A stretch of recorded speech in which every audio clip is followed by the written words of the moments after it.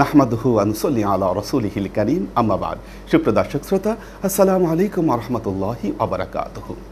দেখুন, শাওয়ালের 6টি রোজা। রাসূলুল্লাহ সাল্লাল্লাহু আলাইহি ওয়াসাল্লাম ইরশাদ করেছেন, মান সামা রমাদান সুম্মা আতবাআহু সিত্তাম মিনাশ শাওয়াল ফাকাআন্নামা সামাদ দাহরা কুল্লাহু বিল কামাল। আল্লাহর নবী বলেছেন, যেই ব্যক্তি মাহে রমজানুল মোবারকে 1 মাস রোজা রাখলো এবং রমজানুল মোবারক চলে যাওয়ার পর শাওয়াল মাসে আরও 6টি রোজা রাখলো, আল্লাহ তাকে কয়েকটি পুরস্কার দান করবেন। তার মধ্যে প্রথম পুরস্কার হলো ফাকাআন্নামা সামাদ দাহরা কুল্লাহু বিল কামাল। আল্লাহ তাকে পরিপূর্ণ 1 যুগ রোজা রাখার যাজা তার আমলনামায় দান করবেন। দেখুন, আমরা কেউ কেউ এখানে ভুল করি, আমরা বলি যে আল্লাহ তাকে 1 বছর রোজা রাখার যাজা দান করবেন, কিন্তু হাদিসে দাহার শব্দটি ব্যবহার করা হয়েছে। দাহার মানে বছর নয়, বরং দাহার শব্দের অর্থ হলো যুগ। আপনারা জানেন, পবিত্র কোরআনে একটি সূরা রয়েছে, সূরা আদ-দাহর। আল্লাহ বলছেন, হাল আতা আলাল ইনসানি হিনুম মিনাদ দাহরি লাম ইয়াকুন শাইআম মাযকুরা। মানুষের উপর দিয়ে কি এমন এক যুগ অতিবাহিত হয়ে যায়নি যখন এই পৃথিবীতে মানুষকে স্মরণ করবার মতো কেউ ছিল না? সুতরাং শাওয়ালের রোজার প্রথম মর্যাদা, আল্লাহ 1 যুগ রোজা রাখার যাজা তার আমলনামায় দান করবেন।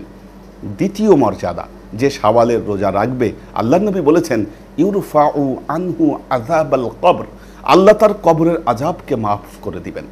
তৃতীয় মর্যাদা হচ্ছে ওয়া শিদ্দাতা ইয়াউমাল কিয়ামতি ওয়াল আহওয়াল, কিয়ামত দিবসের ভয়াবহতা থেকে এই শাওয়ালের 6টা রোজার জন্য আল্লাহ আমাদেরকে মুক্তি দান করবেন। দেখুন, এই শাওয়ালের রোজার আরেকটি মর্যাদা রয়েছে।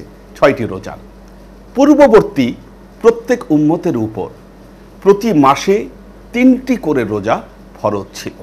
আমরা জানি যে হযরত আদম আলাইহিস সালামের সময় থেকেই এই সাওম শুরু হয়েছে এবং পবিত্র কোরআনের আয়াত, কুতিবা আলাইকুমুস সিয়াম কামা কুতিবা আলাল্লাযীনা মিন ক্বাবলিকুম লাআল্লাকুম তাত্তাকুন, তোমাদের উপর রোজা ফরজ করা হয়েছে যেমনিভাবে পূর্ববর্তী উম্মতের উপরেও ফরজ করা হয়েছিল।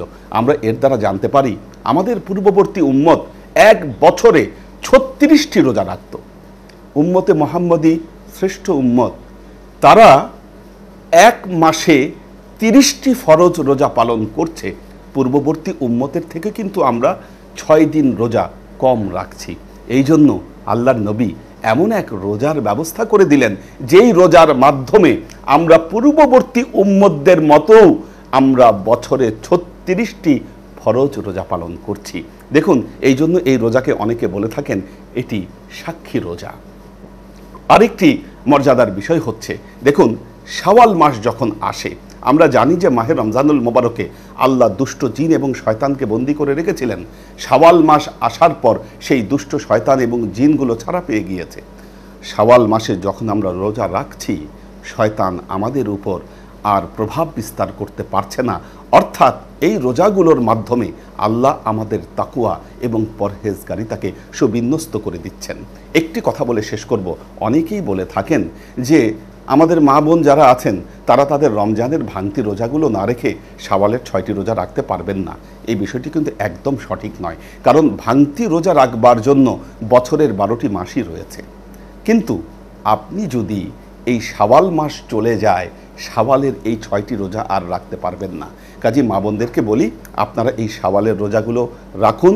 ভাঙতি রোজা যদি রাখা সম্ভব হয় আপনারা শাওয়াল মাসে রাখবেন, শাওয়াল মাসে রাখা সম্ভব না হলে শাওয়াল পরবর্তী কোনো একটি সময় আপনারা এই রোজা পালন করে দিবেন। কিন্তু এত মর্যাদাবান রোজা, এটিকে কেউ ছাড়বেন না ইনশাআল্লাহ। আল্লাহ আমাদের সবাইকে ভালো রাখুন, সুস্থ রাখুন। আসসালামু আলাইকুম ওয়া রাহমাতুল্লাহি ওয়া বারাকাতুহু।